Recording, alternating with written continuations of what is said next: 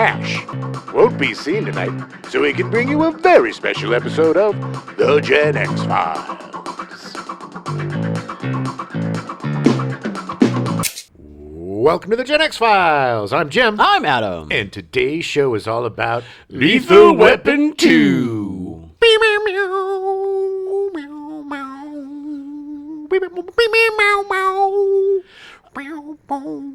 I totally forgot that it was Michael Kamen and Eric Clapton and David Sanborn, baby. David Sanborn? David David Sanborn, one of the sorry. great 80s Yeah. new age jazz saxophonists. Yeah. Well, he's on display in the movie. Oh, he's so good, though. He was great. I had a lot of Sanborn. They played him on The Wave a lot. Remember? Really? Yeah. The Wave. It was like the new age, jazzy. There's some bad stuff on there. But, I was more of a Kenny G guy. well, that explains a lot. But yeah, Clapton. Knock, knock, knock. Oh, yeah. on heaven's door. Oh, it was brilliant. He was going to die. He's going to die. You don't die until I say you die. You don't die until I say you die. Riggs. Roger. Riggs. Roger. This is going to be a fun episode. That's all you need to know. That's the entire movie. Take yourself back to 1989. Woo! February 3rd, after a stroke, State President of South Africa P.W. Botha resigns as leader of the National Party.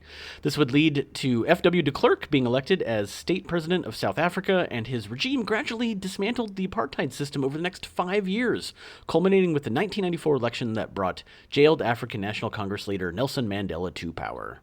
Oh, man. Apartheid, people don't remember It the was absolute awful. hell that Yeah. was. There was the Ain't Gonna Play Sun City, the song that all the, Yeah.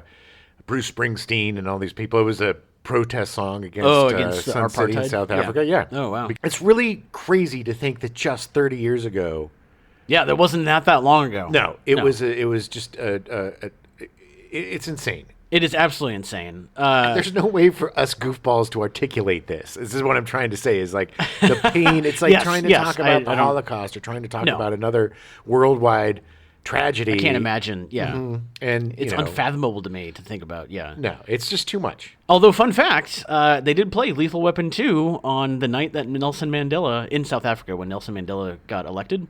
Unscheduled, they just played Lethal Weapon 2. That's awesome. That's awesome. Well, it was very risky for them Yeah. to make a political statement. Yeah. Like they did. Yeah. You know, Yeah. it wasn't.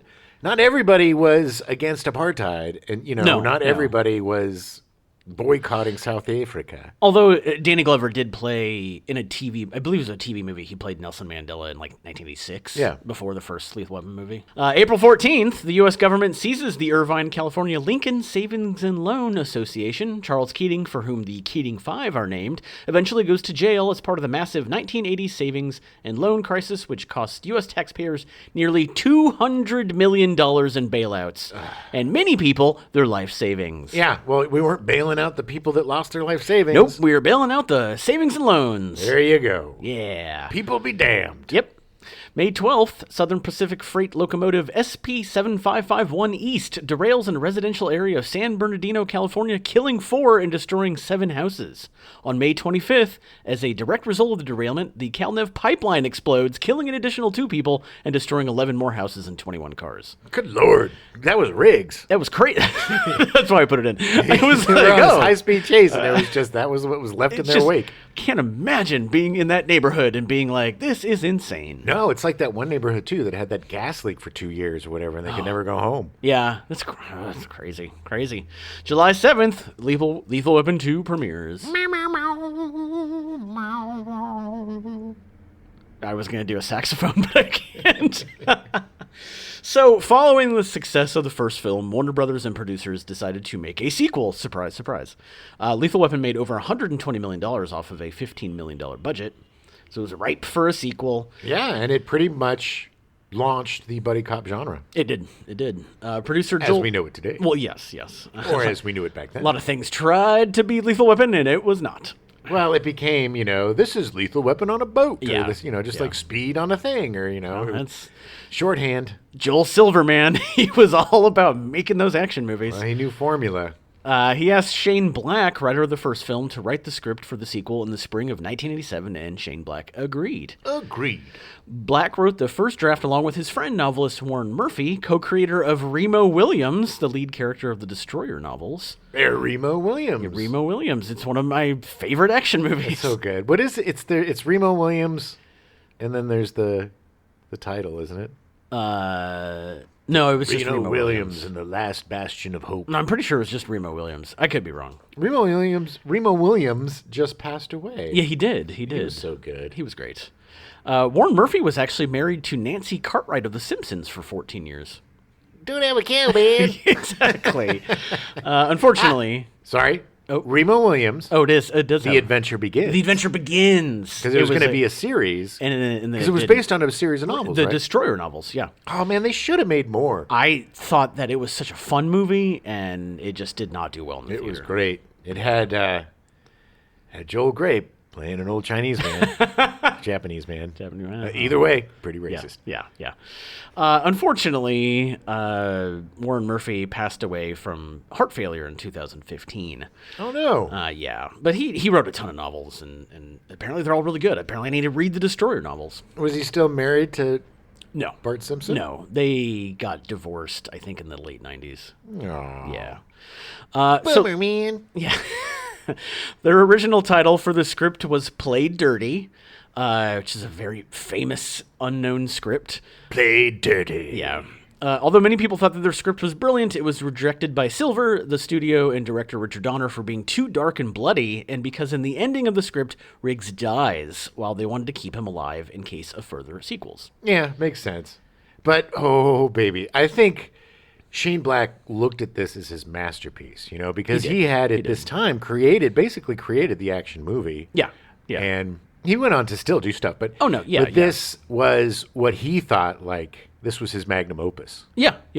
They also wanted the second film to focus more on comedy, while Black's draft focused more on courage and heroics, like Riggs willing to die to protect Murtaugh and his family because he loved them. Aww. Yeah. When his script was rejected, Black felt that he had failed the producers. He initially offered to give his payment back, but his agent talked him out of it. Yeah. Did Shane Black do a lot of drugs back then? He had some personal problems, and I literally did an hour's worth of research trying to figure out what it was, but I couldn't find anything. Okay. I mean, I'm not judging or anything, but a lot of guys had some issues back then. Yeah. And I'm just wondering. There were definitely substance issues, problems rampant throughout this film. Yes, and I'm not saying that it was Shane. I don't want to disparage. Yeah. Because he's an amazing writer. I mean, Kiss Kiss Bang Bang. Yeah. The thing is, the guy invented the genre and then reinvented the genre. Yeah. Well, because unfortunately, some of the movies he wrote, like The Last Action Hero and The Long Kiss Goodnight, just did not translate as well on screen.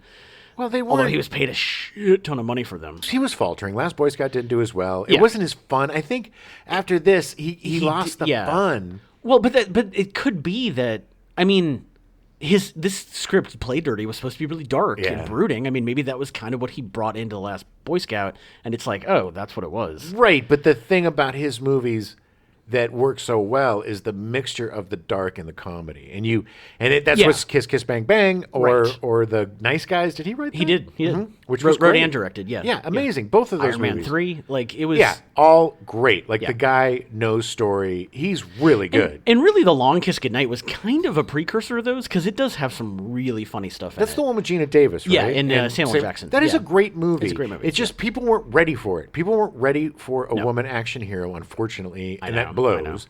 And The Last Action Hero 2, it wasn't a bad movie. It's a much better movie than people think. It was one of the first movies that got destroyed by its publicity rather than by its substance.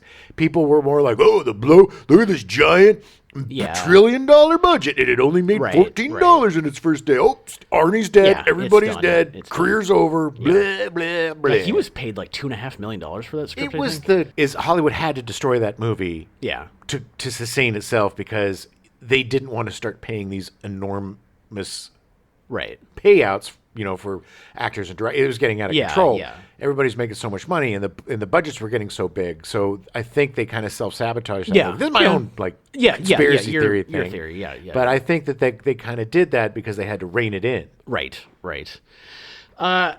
Yeah, so regardless, Shane Black did not have a bad career. I mean, he also did The Predator in 2018, which Right. we still don't remember if it's good or not. No. But yeah. I loved The Nice Guys, and I loved Kiss Kiss Bang Bang. was And I will tell you this, Iron Man 3 was my favorite Iron Man Yeah. movie. Yeah. And the whole, like, F you, he's not putting on a suit. It was so refreshing, Iron Man Yeah. 3, because both Iron Man 1 and Iron Man 2 was like, we're all building suits. I'm going to build a Yeah. suit. Bad guy building a suit. More suits. Suits against suits. Suits. And then this one was more like, hey, what happens when this guy who's been traumatized gets out of the suit and Yeah. he doesn't have his literal armor? Right. It was just interesting, and it was a nice was good departure. character, yeah. And also, if you're going to watch all the Marvel films in a Yeah. big old lump, it's nice to have Yeah. a little departure little from breathing room, yeah. building a bunch of goddamn suits. And it actually deals really well with his past, and like Yeah. it's good, yeah. And the kid's great. It's Yeah. just, and he does really good intergenerational relationships. Iron Man 3 is great. It is. Shane Black he still has it. Yeah. Of course. And yes. And it's just, I get it. I get writing something that you think is really great and it not getting that reception. And it's friggin' heartbreaking, man. Yeah. You I know. Black also refused to rewrite the script and quit from the project after working on it for 6 months. Hey, yeah, sometimes you got to cut and run because he It's- knew yeah. that he wasn't going to get the script he wanted. Right. It wouldn't end up being the movie that he wanted, and it would be something that he would think would be inferior. Sure, and also kudos to him for doing that because it's not the movie that Dick Donner wanted. Right. You know, he wanted something very different. He's not that dark a director. He can do dark, but Yeah.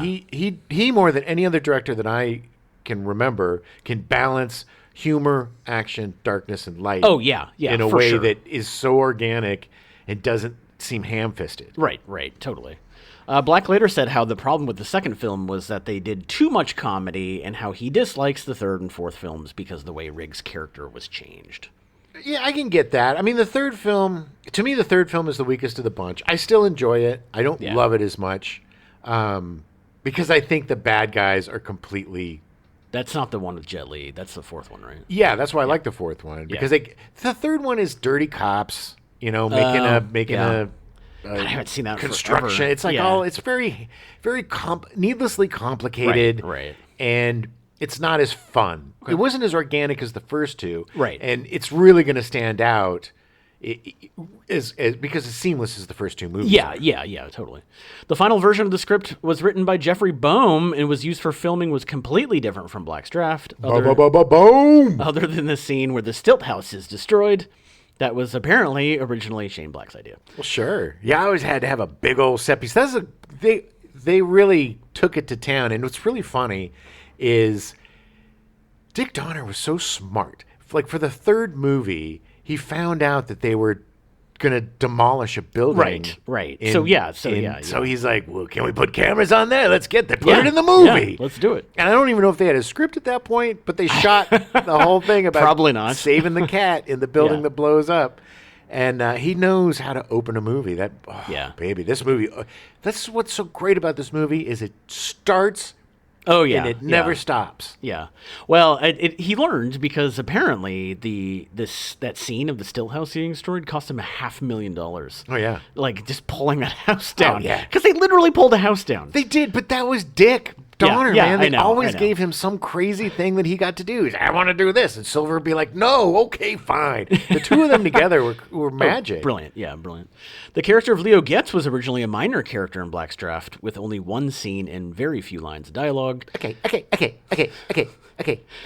Some of the other differences include more graphic violence throughout the script, which included the South Africans being even more vicious than in the final film. Well, that just seems like torture porn at this point because they were pretty vicious. At one point, Shapiro, the female police officer working with Riggs and Murtaugh, is tortured to death by them. Well, there you go. They're literally tortured. There was also a scene where Riggs gets tortured by them in a similar way to how he was in the first film, but much worse. I think Shane Black has a bit of a torture fetish. There was also an action scene in the script where a plane full of cocaine gets destroyed and cocaine falls over Los Angeles like snow. Now that's the legendary scene that everybody talks about, and the scene that I would just Love Yeah, to see. I know. In Black's script, the final battle took place on hills covered with a big brush fire, and after destruction of the Stilt House, Riggs chases the main villain Benedict, a much different and more dangerous character in the original script, and Riggs is, Arch nemesis and worst nightmare. according to Shane Black. Well, I mean, they still made him. He is. In this movie, he still is. Yeah. He literally killed everyone around him. But what I like about this is the bad guys have personality. They're sadistic, awful, yeah. crazy, whatever, but there's still humor. I love it when, they kill the guy on the plastic in the consulate's office. Yeah. And then he comes back in and he's looking around. He's looking around. He's like, "What are you doing?" To see if I'm standing on plastic. And then it cuts. There's nothing else. It just cuts after that and goes to the next scene. But it's like it makes sense. Or when he's yelling at them to pick up the fish. Pick them up with your hands. Pick them up with your hands. Riggs, at the end of the script, Black script, Riggs follows Benedict into the heart of the fire, after which Riggs gets stabbed and dies slowly from his wounds. Ugh. The last scene in the script was Murtaugh watching the videotape that Riggs made before the final battle, since he knew he was going to die, in which he says goodbye to Murtaugh. Hey, Roger. It's very sad. Riggs here. I knew I was going to die, so I made this video for you and your family. And in my gold pen, I gave you my gold pen. And my chili recipe. And my dog. and my dog. And Sam. Good Sam. Good boy. Black's reason for killing Riggs in his draft of the script, as he said in an interview, was that in the first film, Riggs was a suicidal mess who did not care about living or dying, but his friendship with Murtaugh and his family was what helped him, and him sacrificing himself to save them would be the last thing he would have to do to be fully at peace. Yeah, okay. Like, he couldn't just be like, thanks for making my family? No, but I get it. I mean, if he's trying to make a big, autistic. Sure. Denouement. It's a big dramatic moment. Of course. It's like, it pays off. But it's a different film. This isn't Lethal Weapon. Black also said how the death scene he wrote for Riggs was beautiful and would make the audience cry. Black later labeled his rejected Play Dirty script the best thing I ever wrote, and said he learned to trust his instincts after this experience. Well, good. I mean, good, because he's still a great writer, and I would love to read that script. And I'm sure that would have been a really good movie. I'm sure that the script is great. Yeah. But, it would have been more of the same, right? Yeah. Because the first one's pretty dark, if you remember. I mean, there's humor and stuff, but Riggs has a gun in his mouth for about a third of the film. It's suicidal mess. Yeah. And they slowly create this friendship that makes him want to live, gives him something to live for, and it's organic and it's great. And what is beautiful about this sequel is, instead of, like I've said before, them starting out with, they're not partners anymore, and they're not friends, and somehow we got to get them back together because there's some stupid manufactured crap that they're not going to be friends for the first act, and then the second act they'll come together, and then the third act they'll be best friends again, and we have to wait for that. They didn't make us wait. No. From the first shot, we see how incredibly Riggs fun their relationship. Screaming. They're a married couple, man. From It's that so first great. opening scene, it just shows. It's so great. Yes. Black's script was never released, and despite attempts by fans to find a copy of it, it remains hidden away in the ether, never to be seen. I mean, we could find Dark Skies and other mythic scripts. I'm guessing that he apparently... I'm thinking that because it was just Donner and one of the executives and somebody else, there's just not very many copies of it. Well, I'm sure he has. Hopefully... Well, yeah, but he doesn't want to release it. I know, but maybe as he gets older and... Donner's gone, and Joel Silver's still alive and kicking, working, 70 years old. But I think maybe he will release it eventually. Maybe as a book, maybe. That would be interesting. Novelize it. Novelize it like what Tarantino did. Exactly. I can't wait to Once read that Upon a book. Time in Hollywood. I have a copy of it. Do you? Yeah. Oh, I didn't know you didn't know that. No. I haven't read it yet, but Can I have I a read copy it? of it. Yeah, of course. Next book. Yeah, it's great. So director Richard Donner said that the film was shot in such a way that it could be edited with two different endings, one in which Riggs dies and one in which he lives. Audiences and test screenings responded well to Riggs' survival. And of course. I know. And this was kept, though the last shot in the film with the camera moving away from Murtaugh holding Riggs was shot for the ending in which he dies. No. The rewrites that resulted in the final film are by Jeffrey Boehm. Boehm's first film work was a rewrite of the film Straight Time, starring Dustin Hoffman, Teresa Russell, Gary Busey, Harry Dean Stanton, M. Emmett Walsh, and Kathy Bates. Hey, Gary Busey here. I was in Lethal Weapon 1. I've never heard of Straight Time. I have no idea what this movie is. It's a good movie. Okay. Yeah. He then adapted Stephen King's novel The Dead Zone, directed by David Cronenberg, who also did some revisions on Bohm's script. Oh, such a good movie. Great movie. Bohm came up with the episodic structure of the film after a King-written adaptation was deemed too brutal by Cronenberg. Oh, by Cronenberg? I know. I want to read that.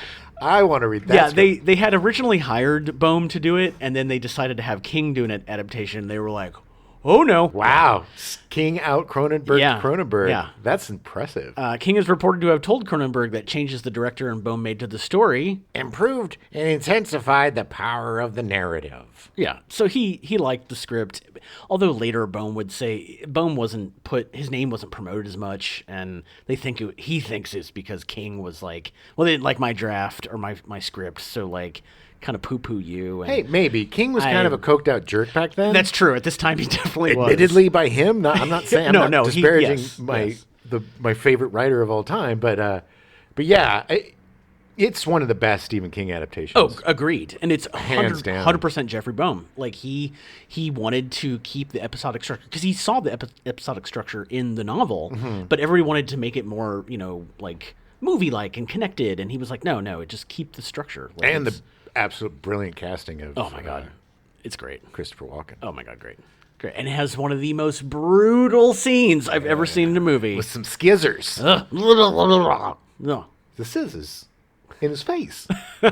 So Bohm would go on to write the following scripts after that. Inner Space in 1987. Nice. The Lost Boys in 1987. Excellent. Funny Farm in 1988, starring Chevy Chase. Yeah. And Indiana Jones: The Last Crusade in 1989. Excellent. And I will have to say, Funny Farm is one of Chevy Chase's funnier movies of his lesser funny movie. Yeah.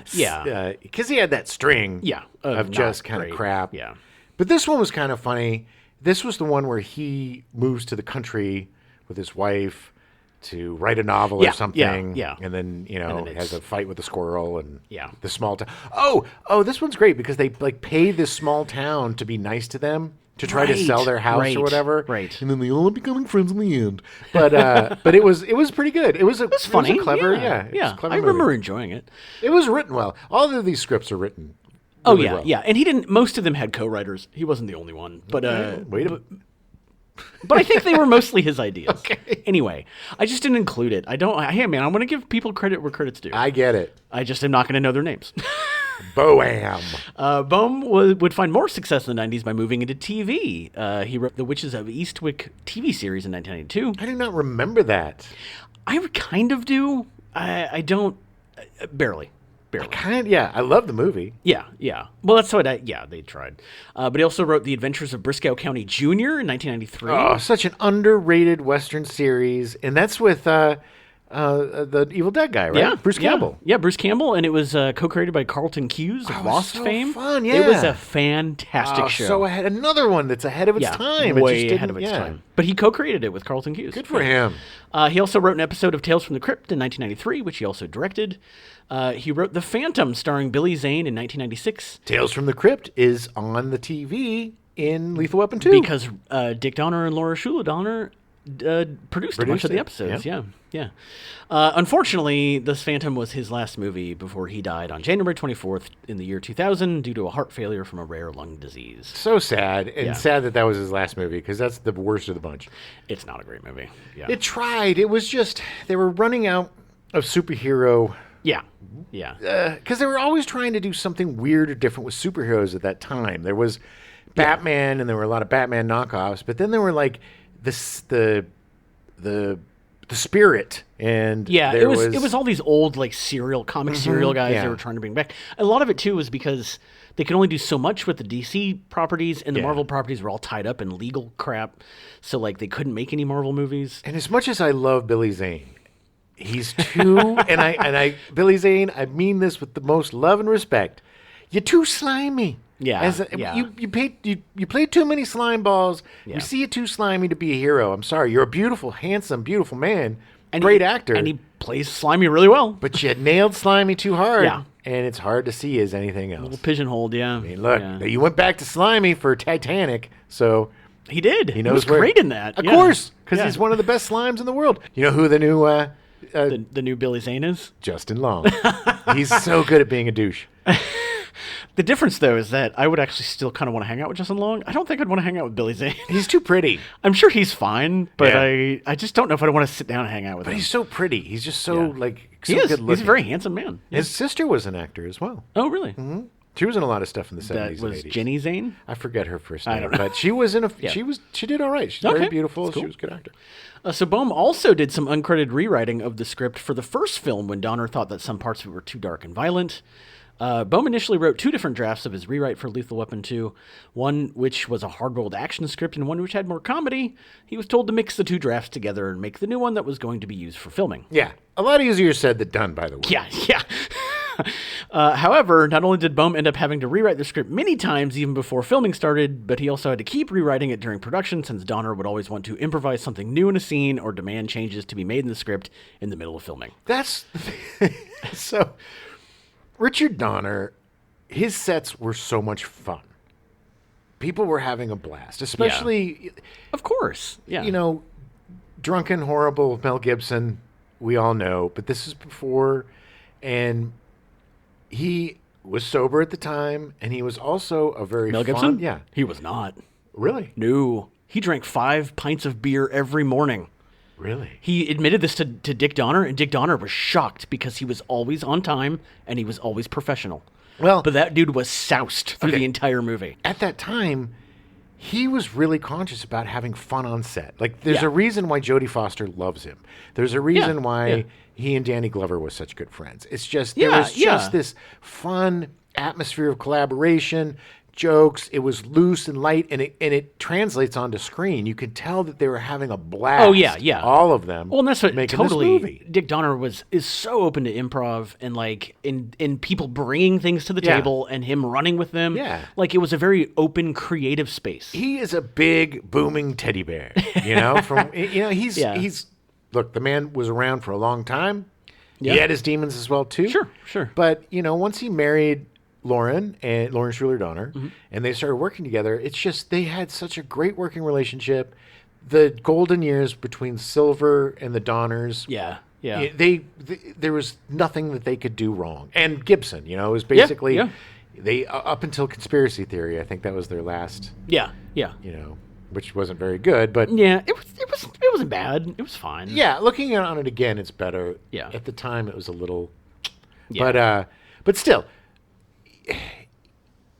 it just seems like they had a really, really fun time making this movie. Yeah. So Jeffrey Boehm also wrote the script for Lethal Weapon 3 and once again had to do a bunch of rewrites. He was actually asked to rewrite his own script with Robert Mark Kamen, the creator of the Karate Kid franchise. Wow. Well, they should have rewritten that one a few more times. This is interesting, though, and the only reason I brought this up was because he was credited as screenplay by Jeffrey Boehm and screenplay by Jeffrey Boehm and Robert Mark Kamen.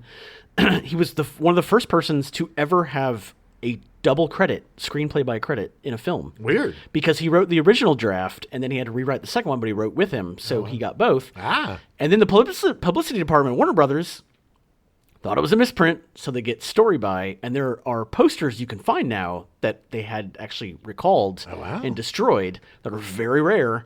But if you can get a story by Jeffrey Boehm for Lethal Weapon 3, it's worth a lot of money. Check your Lethal Weapon 3. I Yeah. used to have a Lethal Weapon 3 poster. I wonder if it was a bomb. Because I got it actually from The Office. Oh, it's possible then, yeah. I used to get so much great swag from the Donner Schuler. Because every one of my friends except for me worked for them. Yeah. I was like, who's this weirdo? Why is he in Just my hanging house? out. Yeah, exactly. Oh, I just know You everybody. were Leo Getz. Yeah. Okay. Robert Mark Kamen actually rewrote large chunks of Lethal Weapon 2 as well, but did not receive any credit for that. No. Yeah, but it's okay. No, I'm sure he's probably just on set and was rewriting things. Boehm also wrote an unused draft for the 4th film around January 1995, which had Riggs and Murtaugh fighting against a neo-Nazi survivalist militia group that was committing a terrorist attack in L.A. that ended up not being used. Yeah, that's a lot.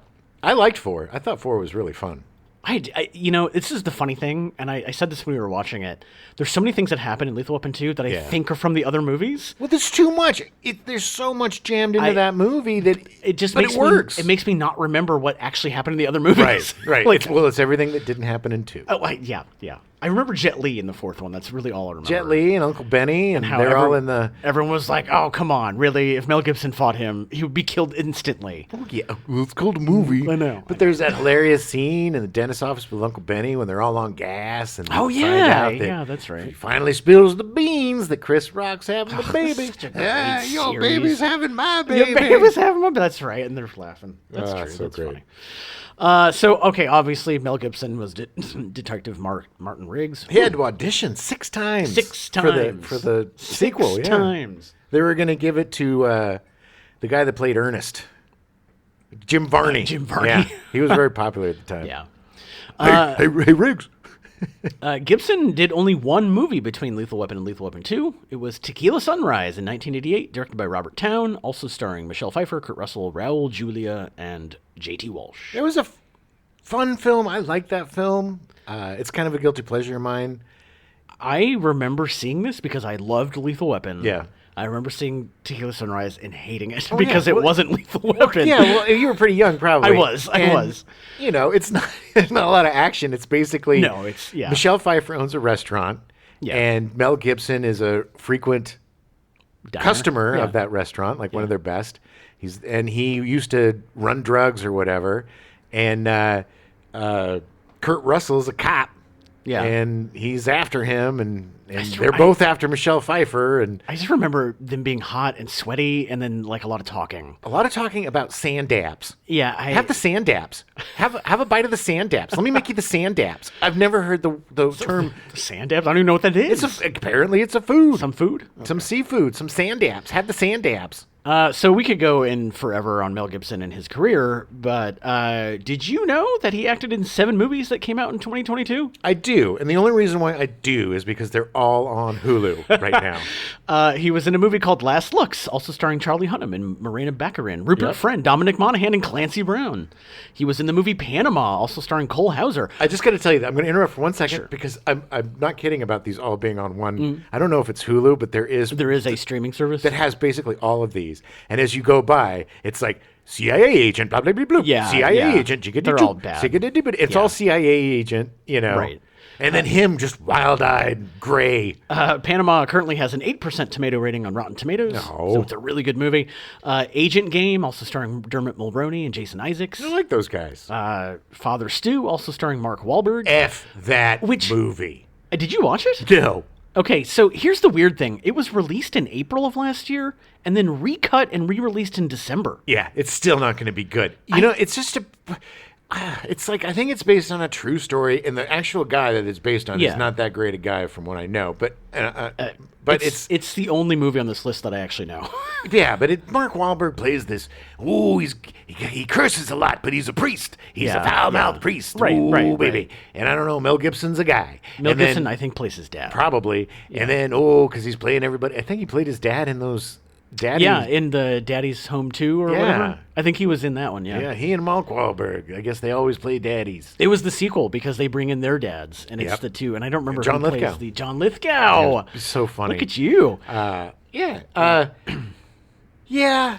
I haven't seen. I've seen a couple of movies that Gibson's done that are still pretty good. Look, regardless, the guy's talented. You Sure, know? sure.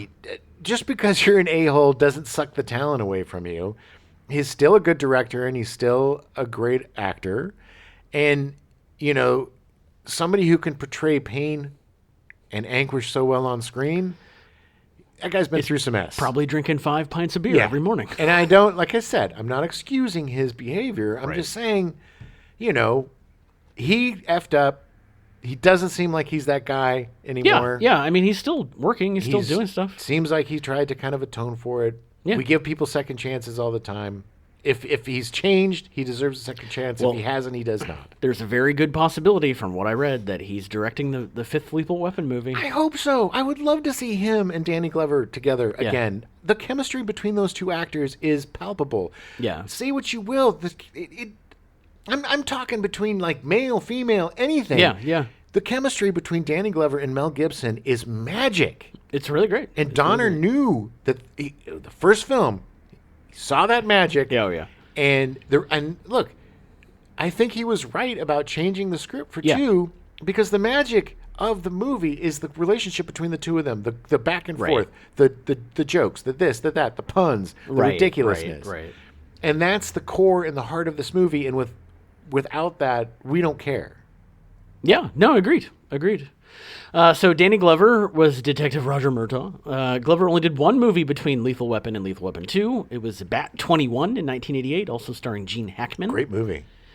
Great movie. I've never seen it. Yeah, it's a Vietnam movie. Yeah. I think it's Vietnam. Yeah. Yes, I believe so. And I think Hackman gets or one of them gets behind enemy lines. And yeah, Bat 21, and the other Right. one tries to save him. It's really great. Okay.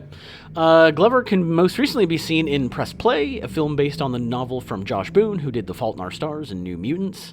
Oh. An American Dreamer, starring Peter Dinklage, Shirley MacLaine, Matt Dillon, and Danny Pudi. Nice.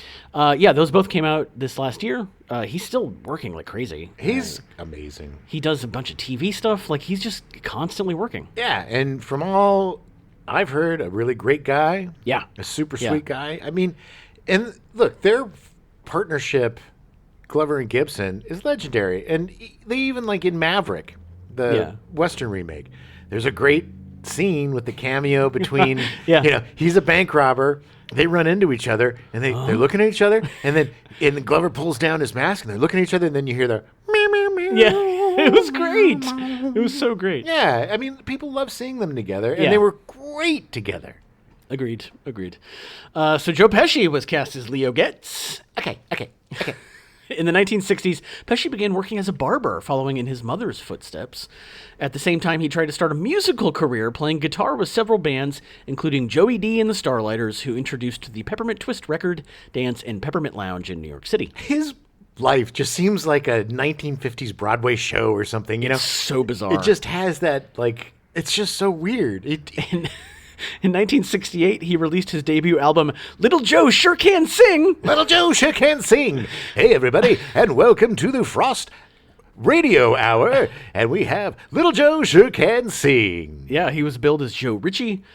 He sang covers of contemporary pop hits.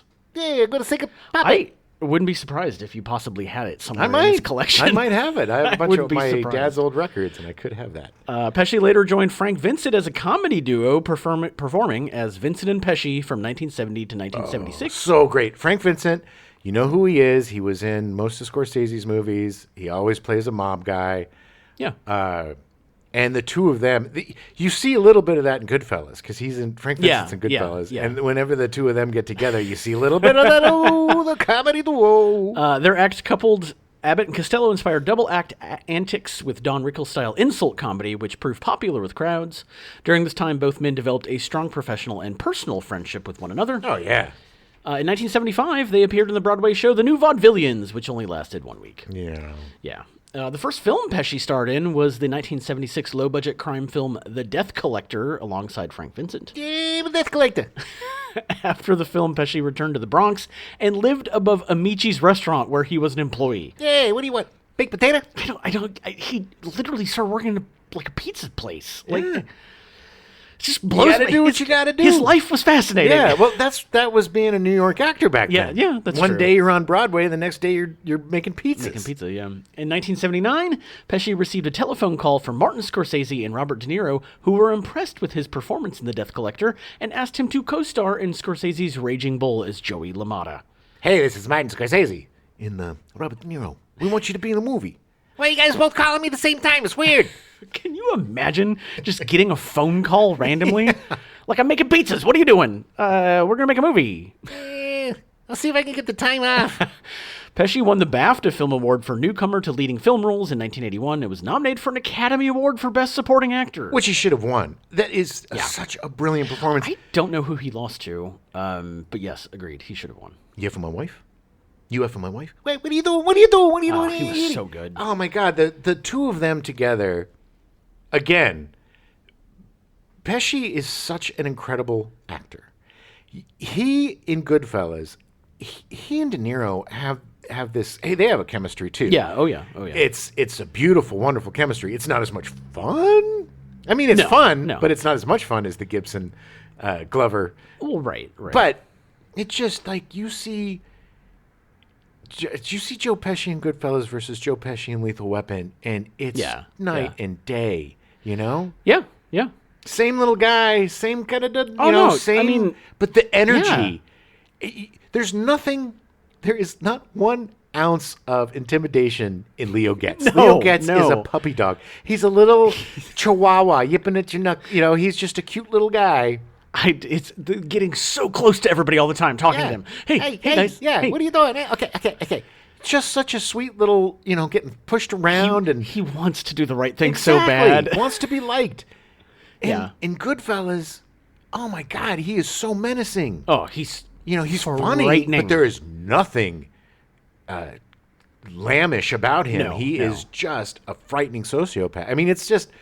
The guy is amazing. I really hope he starts doing more stuff again. I mean, he did do the Irishman, but that's been years, couple of years. 2019. So yeah, 3-4 years. Yeah, he's great. I really honestly believe that it's with him having this chemistry with all these people that it's really just him. Like he's just good at that. Honestly, he'd probably would just rather play golf and smoke cigars and not be bothered. Yeah. I think that's where he is right now. I don't blame him. No, that's where he is, yeah. In 1988, Pesci had appeared in the Michael Jackson musical anthology film Moonwalker in the film's 6th and longest segment, Smooth Criminal. Oh, yeah. He played the antagonist, crime boss Frankie Mr. Big Ladio. Smooth Criminal. Yeah. I just love the fact that he was in Moonwalker. Mr. Big Ladio. I distinctly remember him in that. Yeah.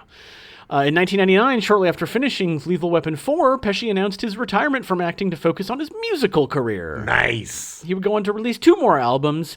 Vincent LaGuardia Gambini sings Just For You in 1998, and Pesci still singing in 2019. I wish he would have done Pesci! ! Little Joe is back! Yeah, Little Joe. Despite retiring, he had a cameo in The Good Shepherd in 2006, directed by Robert De Niro. Of course. Had a starring role in Love Ranch in 2010, a film by Taylor Hackford. Did a voice in the Russian animated film Sava, Heart of a Warrior in 2016, and made a full comeback to acting in Scorsese's The Irishman in 2019. Nice. So it's still because then right after that was the pandemic, so who knows? He could be acting again, he could not. Sure. I mean, well, he's just going to do whatever the hell he wants. I mean, it seems like he does Scorsese stuff. Yeah, or De Niro stuff, if those guys want him. Yeah, I'm sure he would be willing to come back for Lethal Weapon 5 with Gibson. I hope so. His chemistry with those two was so brilliant and so great. And it's so difficult to have a 3-way chemistry. Yeah. I was watching it this time, just thinking how much fun it would have been to watch them film this. Yes. And how hard it would have been to keep a straight face, because it is laugh out loud funny. Oh, yeah. And not in an organic, it's an organic laugh out loud funny. It's like hanging out with funny people, or people that are just, he does such a great job of conveying what it's like to hang out with your best friend. Yeah. You know? Well, this is the brilliant thing with Joe Pesci is that the character originally, Leo Getz, was written to be this kind of slimy, snake oil salesman. Sure, yeah. Well, he was only going to be in it for a little bit. And he decided to make it this super annoying, I gotta get everybody's approval, and the okay, like that was all Joe Pesci. Yeah. It was all Joe Pesci. And it just guaranteed him coming back for the sequels. Oh, because it was originally written as a small little one-off thing, yeah.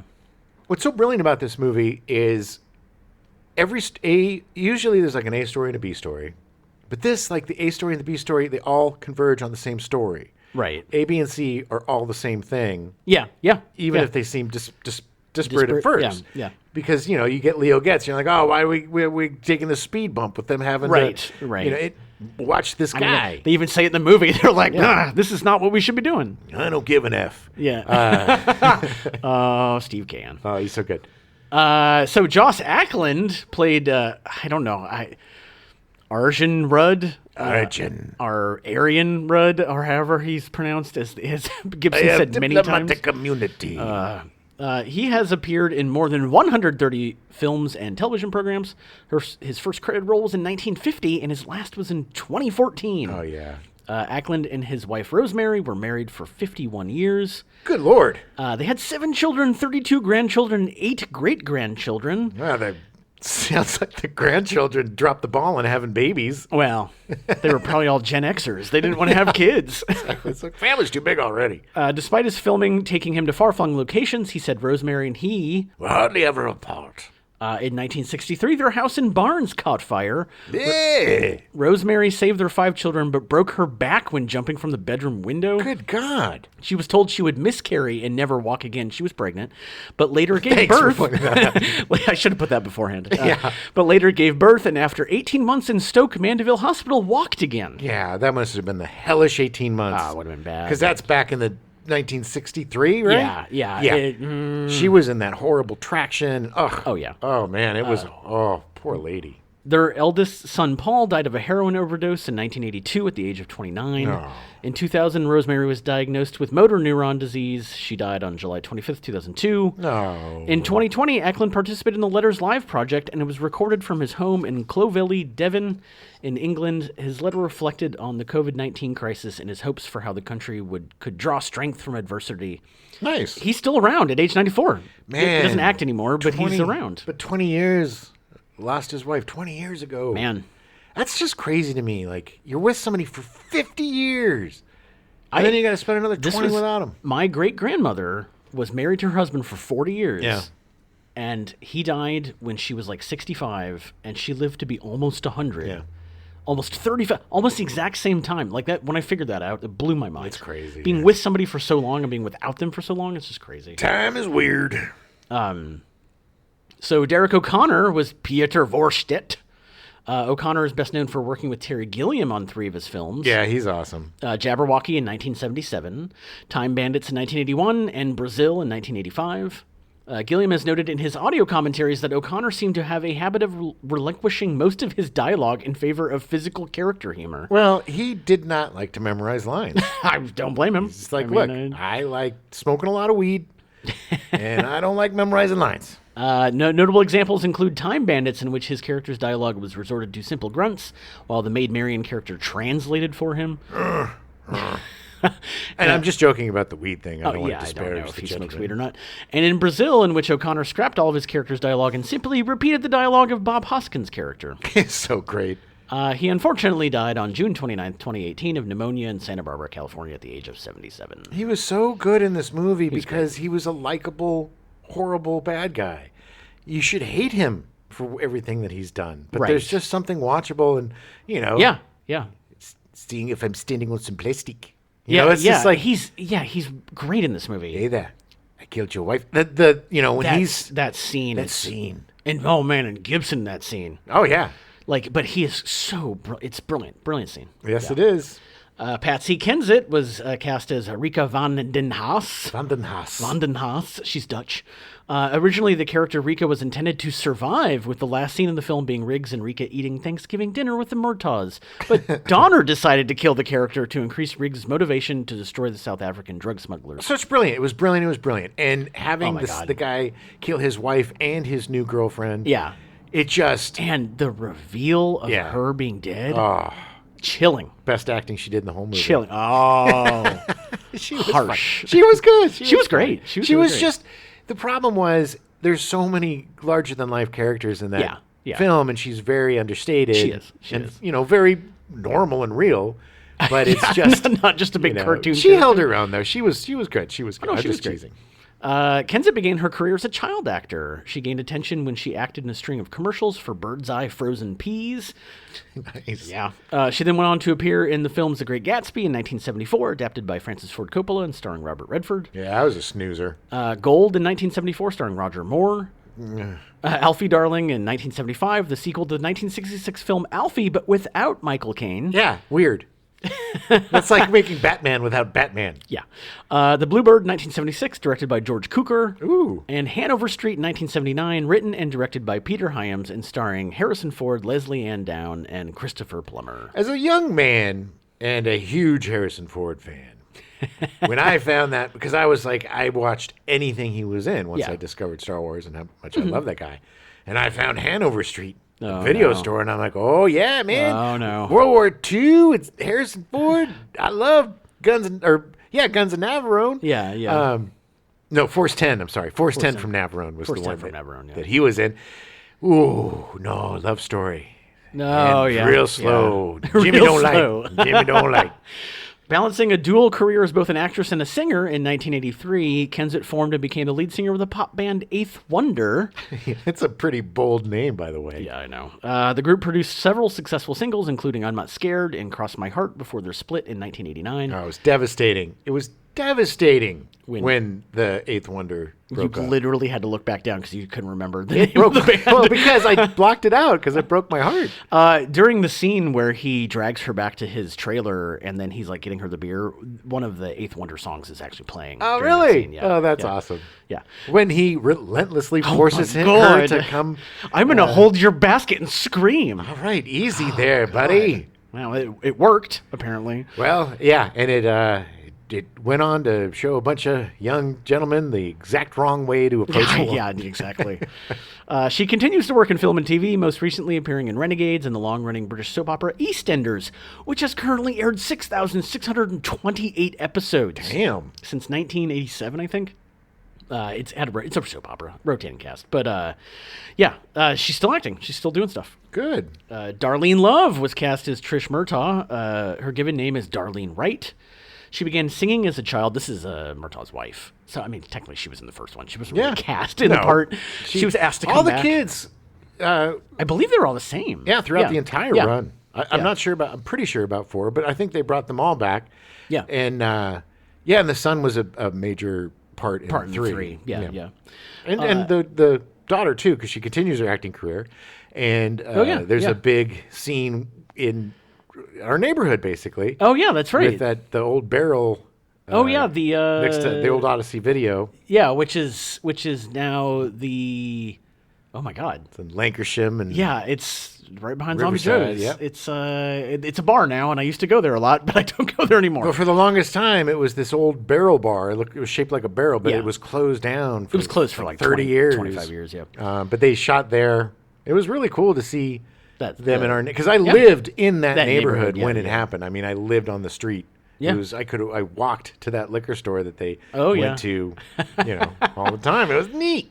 So Darlene Love's given name is Darlene Wright. She began singing as a child with her local church choir. In 1962, she began recording with producer Phil Spector, who renamed her Darlene Love. She was so down to earth. The scene with her and Riggs when she finds the pen. Oh yeah, And yeah. she's It's a just great listening, scene, yeah. Yeah. She just does such a good job of being authentic. It's a very authentic performance. Yeah. A very grounded performance in a crazy movie. Oh yeah, yeah. She sang lead on "He's a Rebel" and he's sure the boy I love," Sure is. which was credited to the Crystals. She was soon a highly sought after vocalist and worked with many rock and soul legends of the '60s, including Sam Cooke, Dionne Warwick, Bill Medley, the Beach Boys, Elvis Presley, Tom Jones, and Sonny and Cher. Ugh, the Beach Boys. Yeah, I know. Love was invited annually by David Letterman to sing the song "Christmas Baby Please Come Home" on the television show The Late Show with David Letterman for the Christmas holidays. She never went. He invited her every year, and she never showed up. She called said, her- "F you, David He Letterman." called her the Christmas Queen. I know. She did show Yeah, up. she always sang. She was great. She ranked among Rolling Stone's 100 greatest singers. Love was inducted into the Rock and Roll Hall of Fame in 2011. They never let her sing in the movies. No, it's funny because you would never guess just by watching the Lethal Weapon movies. Love is featured in the Oscar-winning documentary film 20 Feet from Stardom, for which she won a Grammy Award. Nice. Love has held many star roles in various Broadway productions. She acted and sang in Grease, in the short-lived musical adaptation of Stephen King's Carrie. Weird. Yeah, and starred as Motormouth Maybelle in Broadway's Hairspray from August 2005 till April 2008. Right on. In 2019, she appeared in the Netflix original movie Holiday Rush, and most recently in 2020, she appeared and sang in the Netflix original movie The Christmas Chronicles 2. Mark Ralston was cast as Hans. He made his acting debut in Aliens in 1986. Oh, yeah, he did. He had a strong showing in 1994 in The Shawshank Redemption as Boggs Diamond, the man who continuously raped Andy Dufresne until Clancy Brown made him never walk again. Yeah. That's what I remember him most Well, no, from. he was a heavy in a Yeah. lot of movies. He was Yeah. another guy that played a character actor that played a lot of Oh, black yeah, guy roles. yeah. In 2006, he appeared in The Departed. He's been in a ton of stuff, including the documentary That Guy Who Was in That Thing about character actors. That is such a great documentary. Mm-hmm. If you have a chance to see it, you should see it because there needs to be more documentaries or more whatever that show these unsung heroes, More these, spotlight these on amazing these guys that actors that you know who they are, work constantly. hundreds of movies, and make the movies always better. Yeah. But they're so good that you're just like, who is that guy? I think that's my neighbor. I know him from church. There's a dude that lives in the neighborhood, a character actor that lives in the neighborhood that I see. He always waves to me. Oh, there's tons of them. And I don't know his name, but like every time I see him, I'm like, hey, it's that guy. Every time I walk to Ralph's, I see some character actor or some Yeah. character actress, and they just don't want to have anything to do with me. Yeah. Don't blame them. Ralston most recently can be heard in Star Wars: Tales of the Jedi. He had voice acting roles in the video games Blade Runner and Turok and Halo 4. Nice. He voiced Deathstroke in Batman Arkham Origins in 2013 and in Batman Arkham Knight in 2015, as well as Norman Osborn in Spider-Man in 2018. Peter Parker. I didn't realize that was him. Yeah. And in a mid-credit scene of its standalone follow-up, Spider-Man Miles Morales in 2020. That's a really good performance Yeah. as Norman Osborn. Is he or Osborn? Osborn. Oh, yeah. Yeah. He has a recurring role as Lex Luthor in the animated series Young Justice, and his Shawshank Redemption co-star Clancy Brown also played Luthor for various animated TV shows over the course of his career. Interesting. Dueling. He's moved into doing mostly voiceover now. Like, Well, that's what happens when you get old, man. Yeah. No, I'm just kidding. well, But- there's two options: you either go into voiceover or you become an angry conservative mouthpiece. Yeah. Yeah. You That's can't it. do both, Adam. Nope. You can't do both. You got to pick one or the other. That's it. You made the right choice. Jeanette Goldstein was cast as Detective Megan Shapiro. She made her acting debut in Aliens in 1986. She was always the go-to tough-ass action Latina. Yeah. She was in Terminator. Terminator 2, she was the foster mom of... Yeah, to Janelle, Yeah. John Connor's foster mom. There's that in great T2. shot where she's like, "Come home, Timmy. We have whatever for you." And then you cut to, and it's the Terminator, and It's- got yeah. his pointy finger arm, in the his neck. knife Yeah, arm. it's disgusting. She was also appeared as Vampire Diamondback in Near Dark in 1987. Yep. Which I need to watch it again. It's come up a couple times now. Goldstein is now the proprietor of the store Jeanette Bras, a large cut bra specialist known for its slogan, "The alphabet starts at D." Nice. Yeah. She zagged when everybody zagged. Yeah. Pivoted. Dean Norris was cast as Detective Tim Cavanaugh.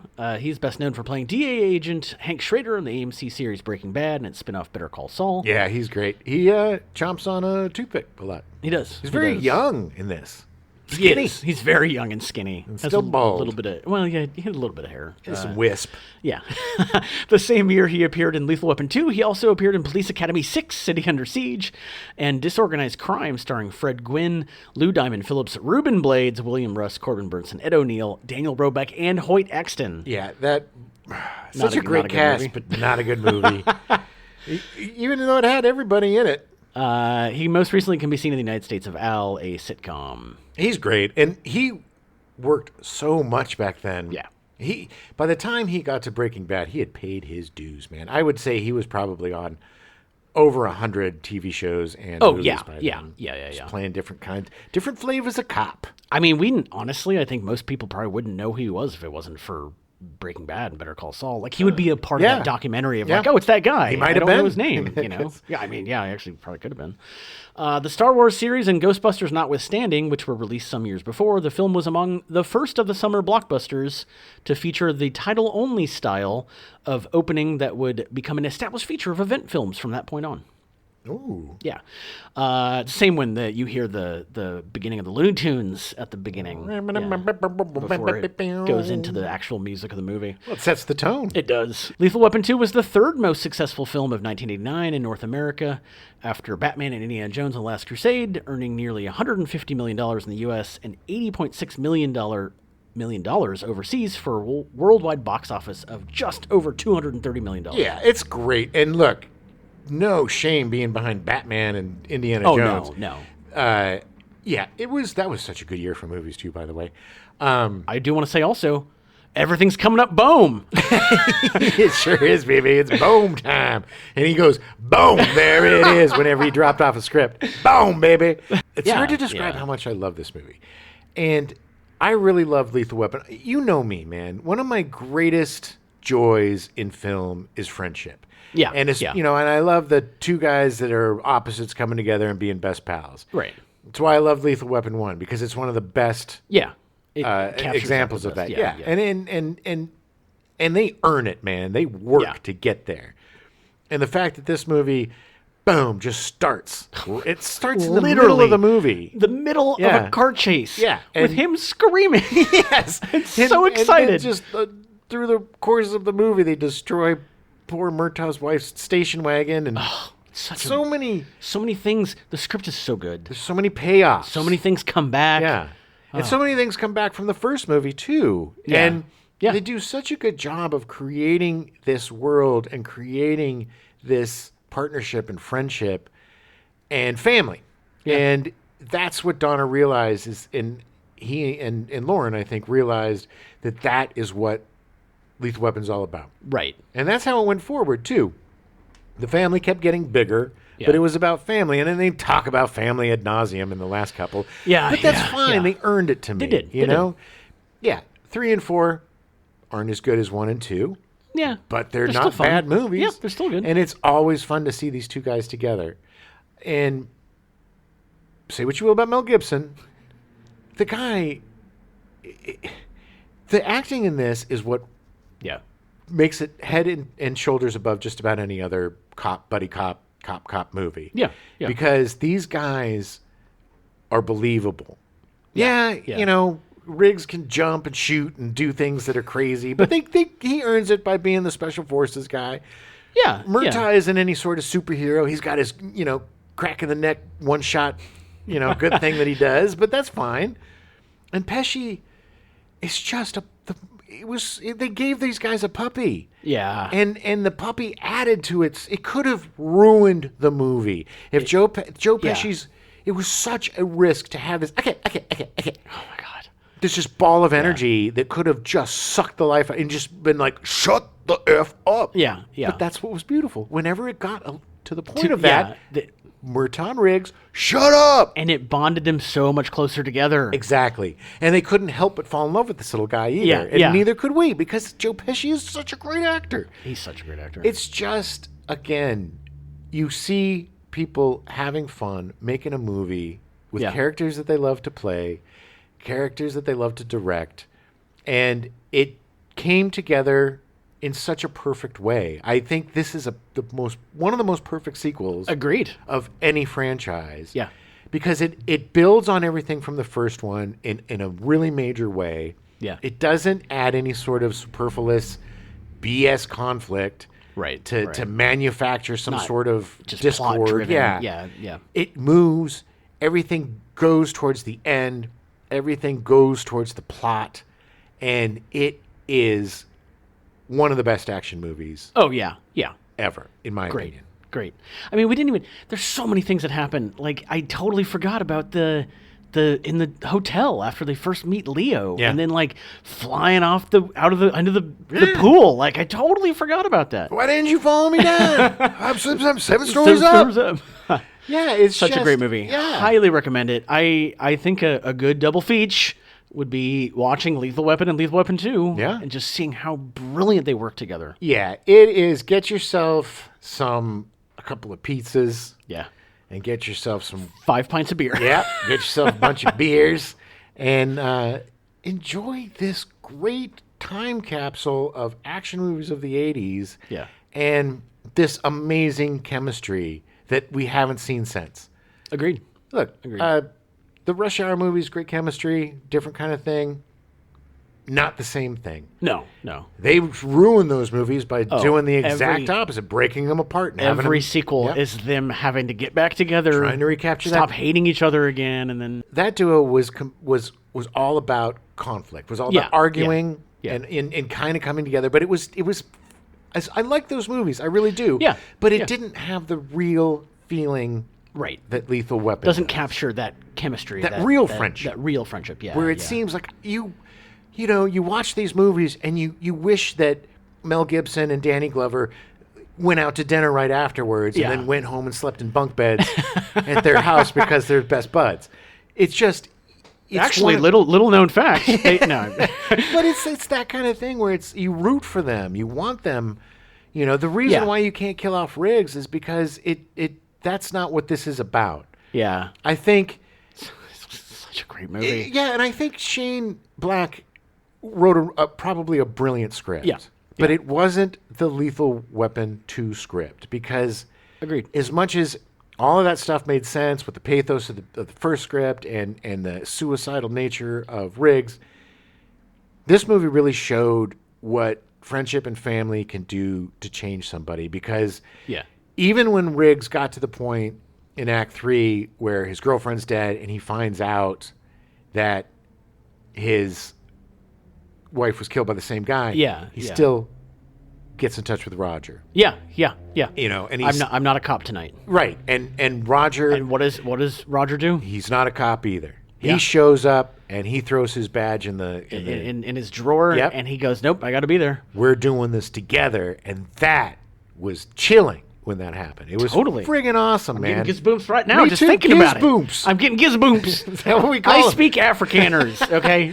Hey, you South Africa. I didn't do a lot of the accent. No, you didn't. Thank God. yeah. Just kidding. No, Your South Africa's actually pretty good. It's a weird accent. It's It's a super weird accent. and again, a lot of the beauty of the Schuler Donner partnership and love affair is they have so many little things in there. Like, they're very active with their with their charities, and they're very active with their activism.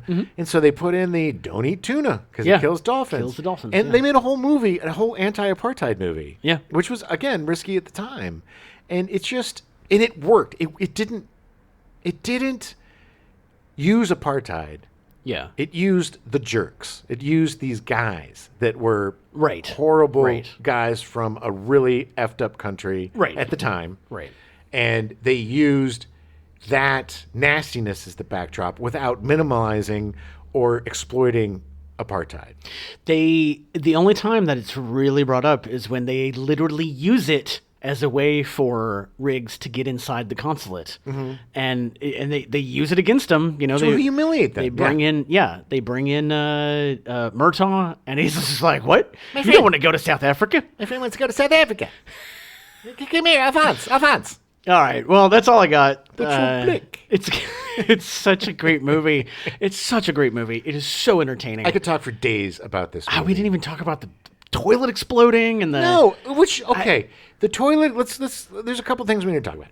The toilet exploding, which is just brilliant because it gives them their moment, their "I love you" Yeah. moment, and of course they It's a- can't say it.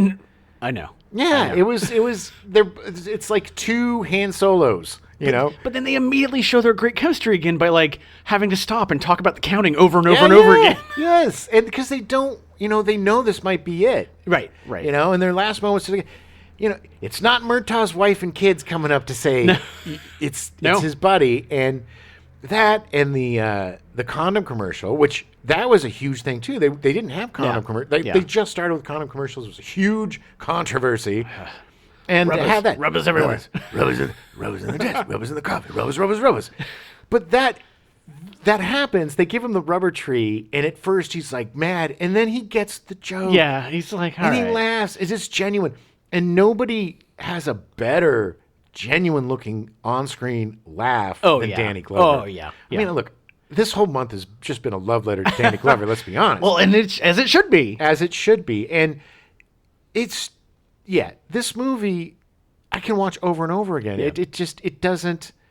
Yeah, it is of its time, but it is just so thoroughly entertaining and so laugh out loud funny and so shocking at times. And I remember seeing it in the theater, and that shot of his Vanderpump or whatever Rika. Yeah. Rika underneath the water was chilling. Yeah. Chilling. Yeah, it was. Yeah. Anyway, Goose pimps. Yeah. Gus Pooms or whatever. Gus Pooms. Like Adam said, watch the two movies or just watch the second one. You don't even need to see the first one. No, you don't actually. to I get mean, all the backstory's there. I mean, But watch the first one. But It's watch great. the first one because it's very good. He's got Mr. Joshua. And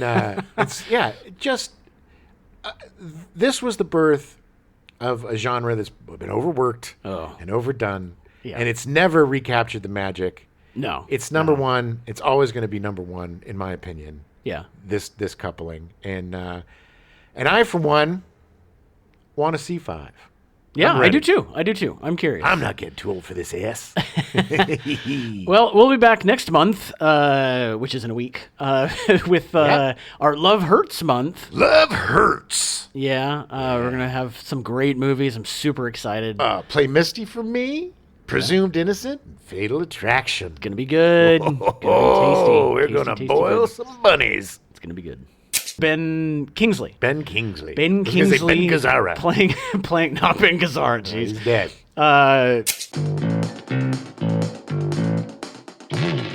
We now return you to your regularly scheduled programming. The Incredible Hulk.